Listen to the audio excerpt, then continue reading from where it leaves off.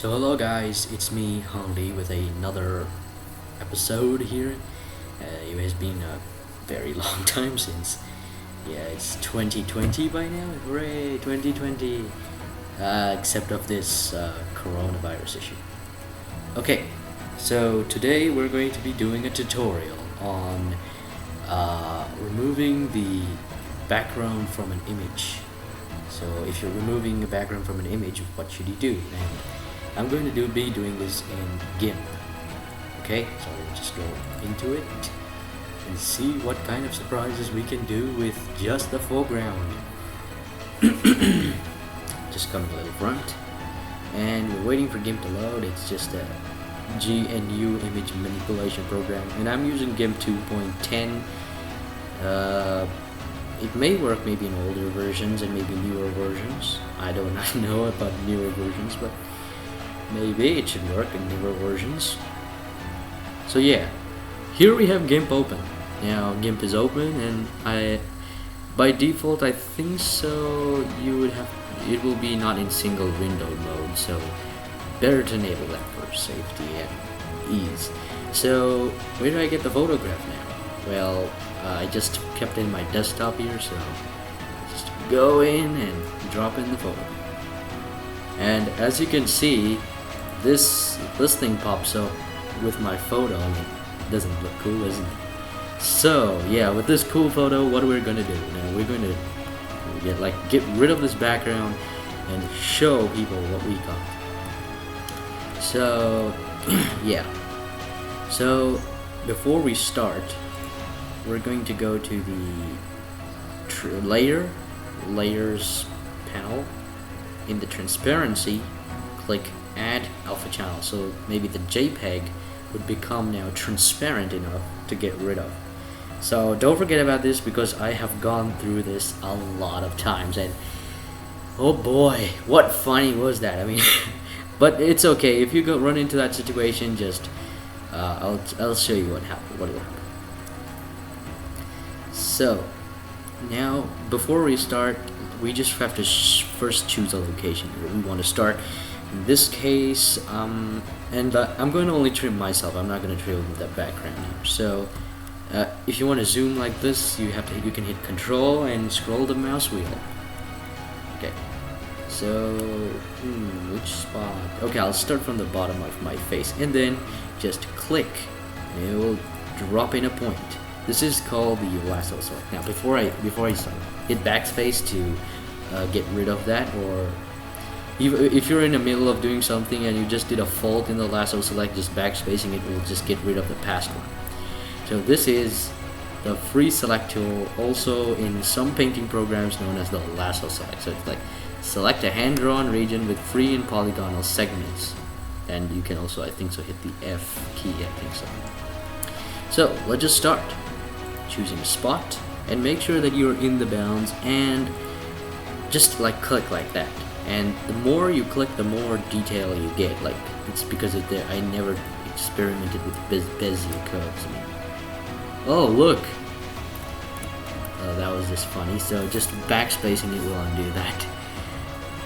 Okay, if you want to do that, you can just hit Shift and do that. It's just your wish. So I'm going over the top of the model, and if you're going on the hairs, just if you want too much detail, then you have to just follow the hair detail along. So I'm just gonna follow the hair. This is a little complex hair of mine, but now I just cut my hair, so it's okay about that. So now we don't have this much fuzzy hair. And backspace just to get all the detail again. So detail is very important. I think so this hair has gone too much out of the boundaries, but it's okay. It's just the way you want to model stuff. If you just like to, you can just even cut this piece. So I'm just gonna cut this. It's just too excess. And yeah, just going through the entire foreground of me and reaching the end point. And I'm going to show you one tricky spot is just going to come because of the way the photo is. So it's like it does not have an end point. Like the end point of the bottom part of this foreground is the bottom of the page. So I'll show you what to do in that case. You know, there's a small problem, an issue there. Seems to be working good.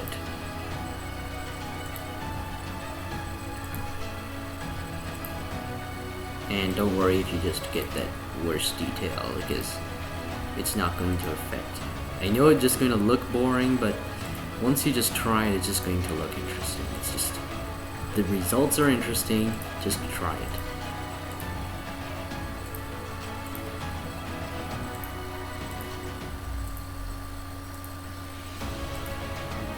Okay, now we came to this point where we have this long segment here that we can't join. Now we can't just go here and just hit join, and we're just going to only select that.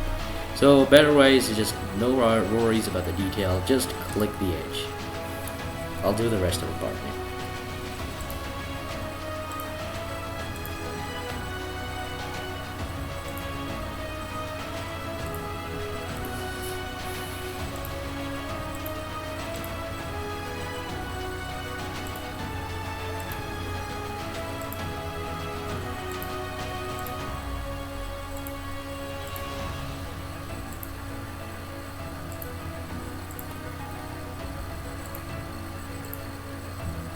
And once you reach to the end of this and you don't know how to join, and you just like feel like selecting something and somehow trying to make it join, it's just a simple solution.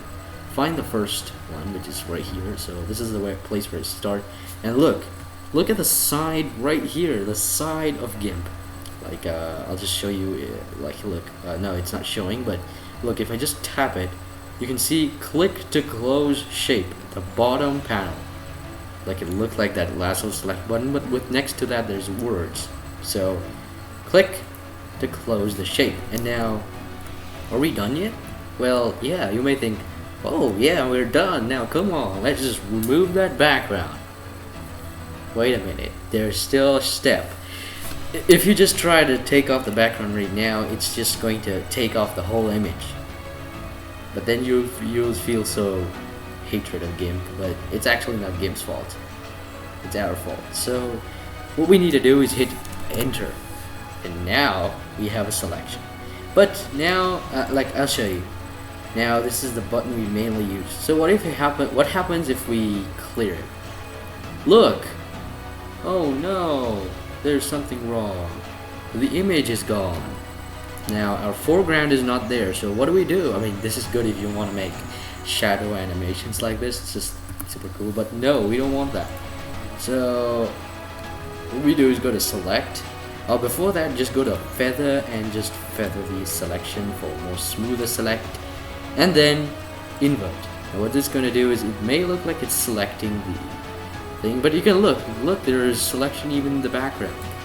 So edit. You can even hit delete if you want, but for me it's just okay. And clear. Now we may run into this situation where you see the background color has been in it. So a good way to go is add an alpha channel. I added an alpha channel. What happened? Yeah, but if it happens to you, just don't worry. There's no issue here. It's just maybe Gimp didn't recognize it. Now let's hit clear.